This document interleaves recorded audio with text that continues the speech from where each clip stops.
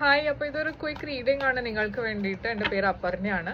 And ഇന്ന് നമ്മൾ ഒരു നോ കോൺടാക്ട് സിറ്റുവേഷൻ്റെ റീഡിംഗ് ആണ് ചെയ്യാൻ പോകുന്നത്. അപ്പോൾ നിങ്ങളൊരു നോ കോൺടാക്ട് സിറ്റുവേഷനിലാണ് വെച്ചാൽ ഈ പേഴ്സൻ്റെ സൈഡിൽ നിന്ന് എന്താ ഇവർ ആക്ഷൻ എടുക്കുക എന്നാണ് നമ്മൾ ഇന്ന് നോക്കാൻ പോകുന്നത്. അപ്പോൾ ഈ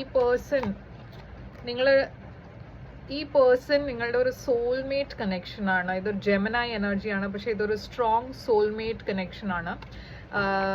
ഈ കണക്ഷൻ ഒരു കോയിൻസിഡൻസ് അല്ല.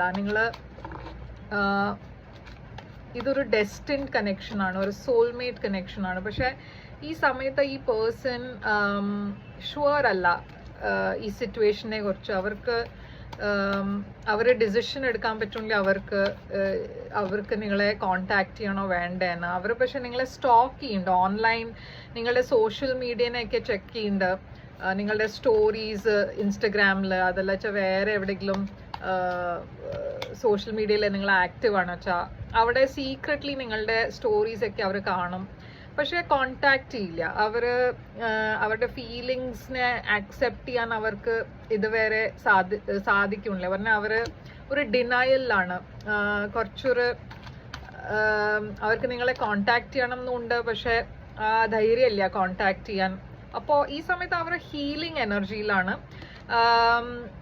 ഇപ്പോൾ തൽക്കാലം അവർ നിങ്ങളെ കോണ്ടാക്ട് ചെയ്യാൻ പോകുന്നില്ല, പക്ഷേ ഡെഫിനറ്റ്ലി ഫ്യൂച്ചറിൽ ഈ സിറ്റുവേഷൻ മാറാൻ പോകുന്നുണ്ട്. എന്നുവെച്ചാൽ ഈ 4 സോഴ്സ് കഴിഞ്ഞിട്ട് ഈ പേഴ്സണെ അവർക്ക് കോണ്ടാക്ട് ചെയ്യേണ്ടി വരും. അവർ നിങ്ങളെ അത്രയും മിസ് ചെയ്യുന്നുണ്ട്. ആൻഡ് ഈ സിറ്റുവേഷൻ ഒരു സോൾമേറ്റ് കണക്ഷൻ ആയതുകൊണ്ട് ഇതൊരു സ്ട്രോങ് കണക്ഷൻ ആണ്. Okay, 5 source. ഈ സിറ്റുവേഷനിൽ വേറെ ആൾക്കാരും ഇന്റർഫിയർ ചെയ്യുന്നുണ്ട് ഇപ്പോൾ. ഓക്കെ, ഈ കറണ്ട് സിറ്റുവേഷനിൽ.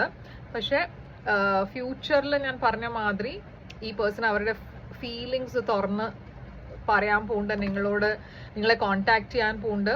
ആൻഡ് അവർക്ക് ഇപ്പോൾ തൽക്കാലം ഒരു പേടിയുണ്ട് നിങ്ങളെ കോണ്ടാക്ട് ചെയ്യാൻ. പക്ഷേ ഫ്യൂച്ചറിൽ ഡെഫിനറ്റ്ലി അവർ നിങ്ങളെ കോണ്ടാക്ട് ചെയ്യും. അപ്പോൾ ഇതാണ് നിങ്ങൾക്ക് വേണ്ടിയിട്ട് റീഡിംഗ്. ഐ ഹോപ്പ് ഇത് റെസനേറ്റ് ചെയ്തു. Take care.